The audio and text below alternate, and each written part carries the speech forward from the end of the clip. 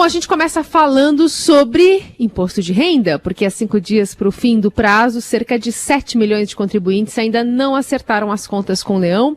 Segundo o balanço mais recente, quase 80% dos contribuintes enviaram a declaração do imposto de renda à pessoa física neste ano. E a gente vai conversar com o Carlos Alberto Batistão, vice-presidente do SESCOM aqui de São Paulo, que é o Sindicato das Empresas Contábeis também aqui de São Paulo. Tudo bem, Batistão? Bom dia, bem-vindo. Bom dia, Carolina. Bom dia, Raíssen. Tudo bem? Bom dia. Agradecemos esse espaço aí para tentar esclarecer esses 7 milhões que ainda não conseguiram entregar suas declarações. É isso aí. Só para lembrar o nosso ouvinte, né, houve uma lei que adiaria, né, decidiu pelo adiamento do prazo para 31 de julho para entrega do imposto de renda, mas aí o presidente Bolsonaro vetou essa proposta, então ficou para 31 de maio, às 23 horas e 59 minutos, fim do prazo, né, cai na segunda-feira agora. Ou seja, um propício fim de semana para a gente se debruçar sobre isso. Batistão, quais as dificuldades deste ano que as pessoas estão mais tendo aí, que, enfim, estão chegando para vocês também? Bem, as dificuldades são as novidades que vêm da declaração, né? Primeiro teve uma diferença nessa questão do benefício emergencial que as pessoas receberam. A redução de contrato de trabalho também que as empresas fizeram, e esses informes de rendimento as pessoas têm que buscar diretamente no seu app, né? Ou no site Gov.br, né? Que é do Ministério da Cidadania, do Ministério também da Economia. Então isso tem gerado uma dificuldade para conseguir os documentos. E também alguns investimentos diferentes que têm aparecido em ações, em fundos imobiliários, que as pessoas ainda não estavam acostumadas e têm encontrado um pouco mais de dificuldade para buscar as informações para colocar nas suas declarações. No mais, a declaração não tem muitas novidades esse ano não, Carolina. Para quem está na correria, a sua recomendação é mandar do jeito que dá para mandar? O que faz aí nesse momento de correria? Então, Raíssa, a recomendação inicial não é mandar do jeito que está, né? Nós temos aí 5 dias pela frente, nós temos hoje, sábado, domingo. Os documentos já estão à disposição, porque as empresas, o INSS, a parte da Previdência, os bancos, eles tinham até fevereiro para entregar esses documentos. Então, se a pessoa, o nosso aconselho é que a pessoa pegue esses 2 dias, busque os documentos de forma organizada e faça a sua declaração e mande a declaração pronta, né? Já da forma adequada. Existe tempo para isso e os documentos estão à disposição. Caso não consiga de fato entregar numa emergência final, aí sim, então entrega para não ter multa e procura retificar logo em seguida com os documentos que ele conseguir localizar. Você falou aí sobre auxílio emergencial junto com outros rendimentos tributáveis. Como é que é feita essa identificação pelo contribuinte? Bem, quem está obrigado a entregar, se for olhar a questão de renda tributável, é quem ganhou valor acima de 28.559 tributável no ano de 2020. E o benefício emergencial é quem ganhou acima de R$ 22.800 e mais o benefício emergencial. Então, se a pessoa teve renda, não chegou nos 28, que seria o normal, mas teve renda acima de 22.800 e recebeu o benefício emergencial, ele também fica obrigado a entregar a declaração de imposto de renda. Então, ele vai pegar o seu informe com o que ele ganhou na empresa, 22, 23, 24 mil reais tributáveis, busca o informe do benefício emergencial, também lá, ele busca no seu próprio app, que ele baixou para receber esse benefício, e aí ele declara esses 2 valores ao governo. Se ele não fizer isso, ele fica sujeito a que esse benefício emergencial que ele recebeu e o governo entende que foi inadequado o recebimento, ele fica sujeito a ter o seu nome escrito na dívida ativa por débito. Muito bem, então tá bem explicado aí. Em relação aos erros mais comuns, hein, Batistão, o que você pode dar de dica aí? O que é mais comum das pessoas errarem na declaração? Bom, é comum às vezes esquecer de lançar algum rendimento. Às vezes a pessoa está acostumada a lançar os rendimentos dele, o filho dele que é dependente começou a trabalhar, teve um estágio, é tributado, ele esquece de colocar.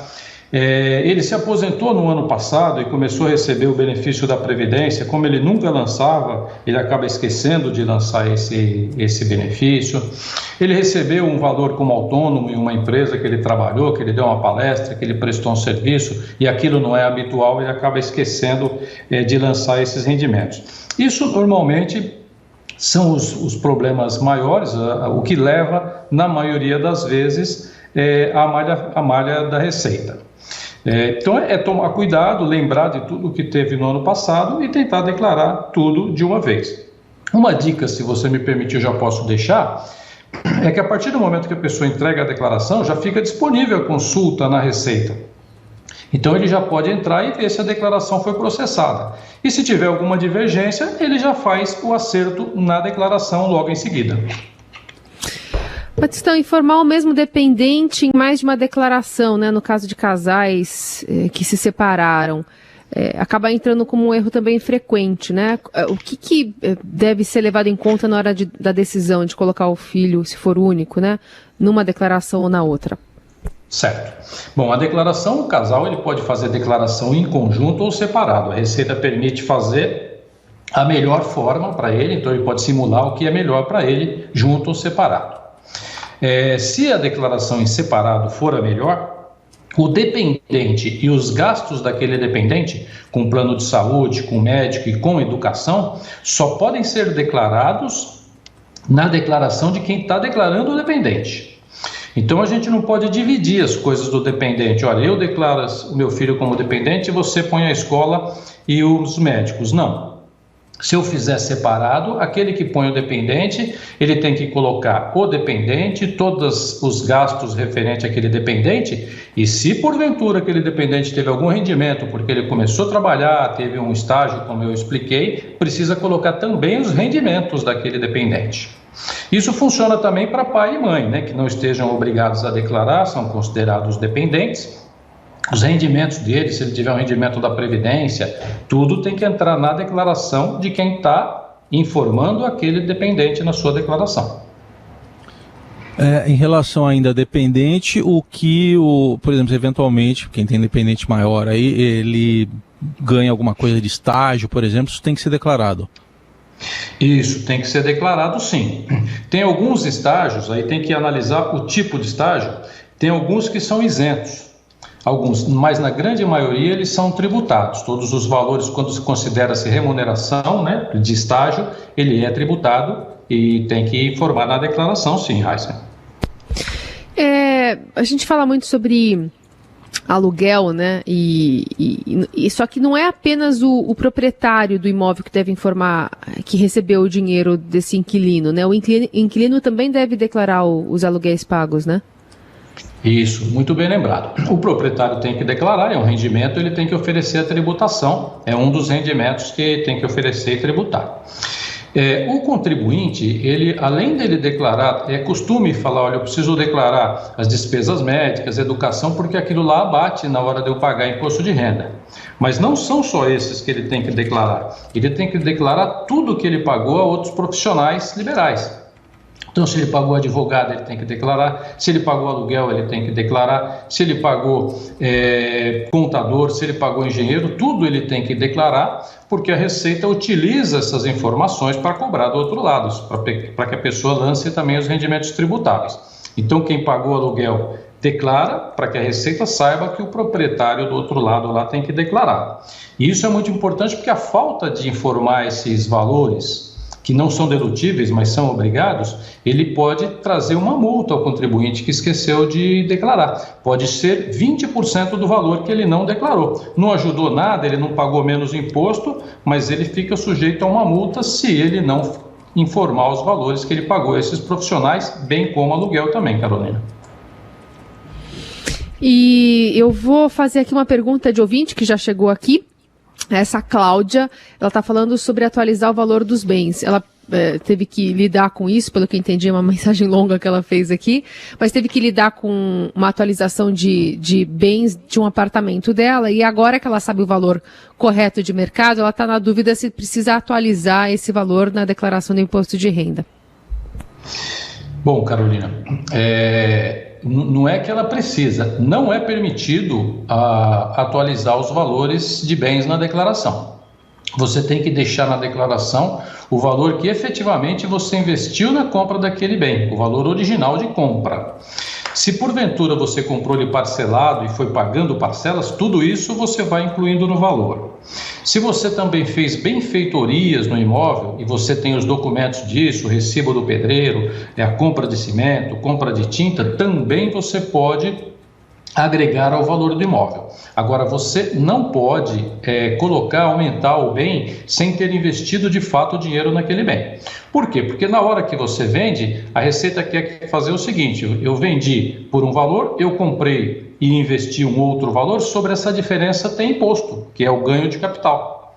Então, por isso a Receita não permite você atualizar o valor, porque ela quer receber o imposto sobre o ganho que você teve também com aquele imóvel. Não é o imposto sobre renda, mas é o imposto sobre capital e que também é cobrado junto na declaração de imposto de renda. Muito bem, algumas das dúvidas que podem surgir aí na hora de fazer a declaração, como o Batistão lembrou, faltam ainda 3 dias, né? Então, dia 31 de maio, segunda-feira, tem fim de semana aí pela frente para se dedicar em preencher todas as informações com clareza, com calma, até dia 31 às 23 horas e 59 minutos. Certo, Batistão? Perfeitamente, é isso. Nós temos tempo ainda. Para quem não é muito complexa a declaração, dá tempo de fazer, é bem tranquilo de concluir. Uma coisa que ainda pode fazer, existe a possibilidade de fazer aquela doação ao fundo da criança e do adolescente, ao fundo do idoso, no município que você escolher, de até 3% do valor do imposto. Então, nesse momento, eu lembro aqui, se as pessoas quiserem fazer, pode fazer essa doação ainda, e é bastante importante aos municípios. Já como um novo conselho, que a pessoa que deixou para a última hora esse ano já comece a guardar os documentos para o ano que vem, para que no ano que vem, no mês de abril, ele consiga fazer isso, e aí não deixe também para a última hora, porque quando a gente faz a coisa na última hora é onde a gente tem o maior risco de erro, o maior risco de engano, e isso pode trazer multas ao contribuinte, né? Então a organização, a previsão é sempre melhor, conselheiro. Muito bom. Batistão é vice-presidente do SESCOM aqui de São Paulo. Obrigada mais uma vez, viu? Um bom dia.